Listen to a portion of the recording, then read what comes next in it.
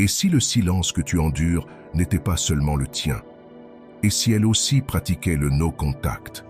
Soudain, la question n'est plus seulement « combien de temps puis-je tenir ?», mais aussi « et si elle tenait aussi ?» C'est ce genre de tiraillement mental qui nous pousse à tout remettre en question. Est-ce qu'elle pense à moi ou est-ce qu'elle passe à autre chose? Est-ce un test de patience ou la fin de notre lien? Dans la vidéo d'aujourd'hui, nous allons plonger profondément dans cette situation, décomposer les peurs, les suppositions et les stratégies. Mais nous ne l'aborderons pas avec désespoir ou conjecture.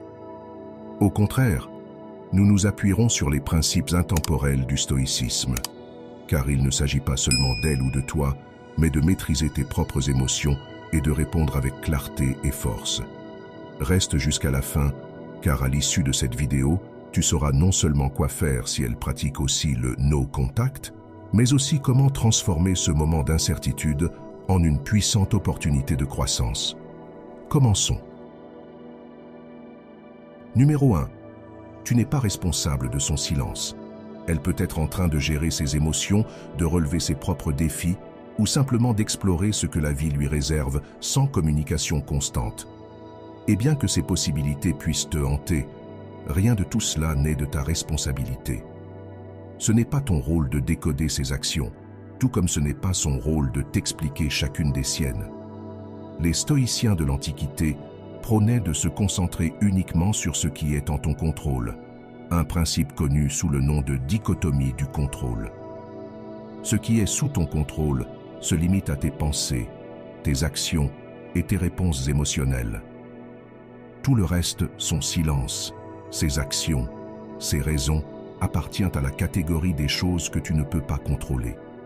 Essayer de contrôler ou d'analyser à outrance son silence, c'est comme vouloir arrêter le vent ou prédire quand il va pleuvoir. Non seulement c'est inutile, mais cela épuise ton énergie. 2. Ce n'est pas un jeu pour savoir qui gagne. Mettons les choses au clair. Le no contact n'est pas un jeu. Il ne s'agit pas de tenir plus longtemps que l'autre ou d'attendre pour voir qui craque le premier. Il n'y a pas de tableau des scores, pas de récompense pour la personne qui tient le plus longtemps. Si tu traites cela comme un concours, tu as déjà perdu. Non pas parce que tu as craqué en premier, mais parce que tu as remis ton contrôle émotionnel entre les mains de quelqu'un d'autre. Maintenant, réfléchissons à ceci. Et si elle aussi pratiquait le no contact? Est-ce que cela changerait ton approche? Voici la vérité. Ça ne devrait pas. Si son silence te pousse à ruminer, à vérifier anxieusement ses réseaux sociaux ou à te demander quelle sera sa prochaine action, alors tu es passé à côté de l'essentiel. L'objectif du no contact n'est pas de jouer aux échecs, où chaque coup serait une réponse à ses actions. C'est de recentrer ton attention, reconstruire ton estime de soi et te libérer du besoin de validation externe. Les stoïciens nous enseignent de ne pas nous comparer aux autres, car cela ne fait que nourrir l'anxiété et l'insécurité. Cela s'applique parfaitement ici. Qu'elle suive ou non sa propre version du no contact, cela n'a aucune importance pour ton cheminement. Ce qui compte, c'est comment tu utilises ce temps pour renforcer ta détermination intérieure. Si son silence déclenche en toi de l'insécurité ou des doutes, vois cela comme une opportunité pour réfléchir. Es-tu vraiment en paix avec toi-même ou es-tu encore attaché au besoin d'une réponse de sa part pour valider ta valeur? 3. Arrête de te laisser affecter. Il est naturel de se sentir dépassé pendant une période de no contact. Des questions comme « pense-t-elle à moi ? Me manque-t-elle ? Va-t-elle me recontacter ?» peuvent résonner sans fin dans ton esprit, créant une tempête émotionnelle qui semble presque impossible à apaiser. Mais voici une vérité que tu dois entendre. Ces pensées n'ont autant de pouvoir que celui que tu leur donnes. Elles sont comme des ombres, intimidantes au premier regard, mais inoffensives lorsqu'on les éclaire avec la lumière de la raison. C'est ici que le concept stoïcien d'apatheia peut transformer ta perspective. L'apatheia ne consiste pas à éteindre tes émotions ou à faire semblant que tu ne ressens rien. Il s'agit d'apprendre à contrôler la manière dont les événements externes influencent ton état intérieur. C'est l'art de trouver le calme et la clarté, même face à l'incertitude. Une métaphore pour comprendre. Imagine que tu tiens un verre d'eau. Au début, il est léger et facile à porter, mais plus tu le tiens longtemps, plus il semble lourd. Le poids ne change pas, la seule différence est le temps pendant lequel tu le maintiens. Tes pensées anxieuses à son sujet sont comme ce verre d'eau. Plus tu t'y accroches, plus elles te pèsent. Mais dès que tu décides de poser ce verre, tu ressens un soulagement et une liberté. 4 tonnes de silence en dit plus que des mots.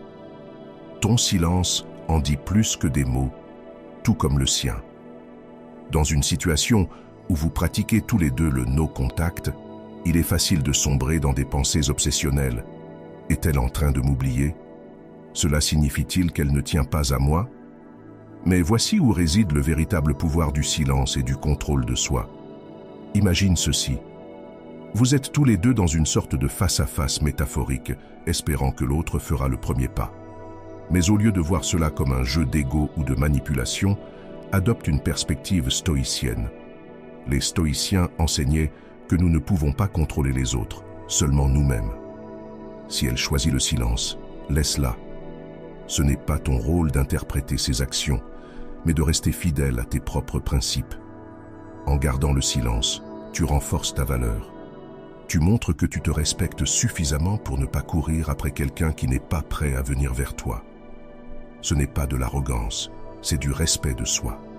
Le silence, un langage de confiance.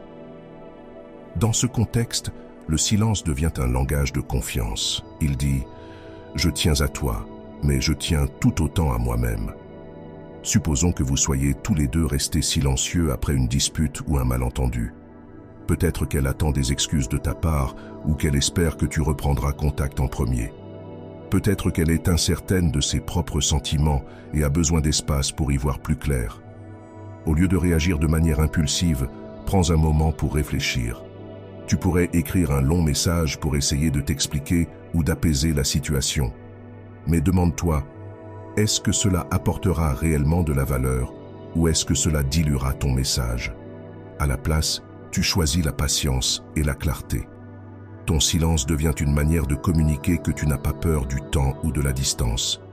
Il montre que tu es prêt à lui donner l'espace dont elle a besoin, tout en te montrant la même courtoisie. 5. Les changements qu'elle ne peut pas voir.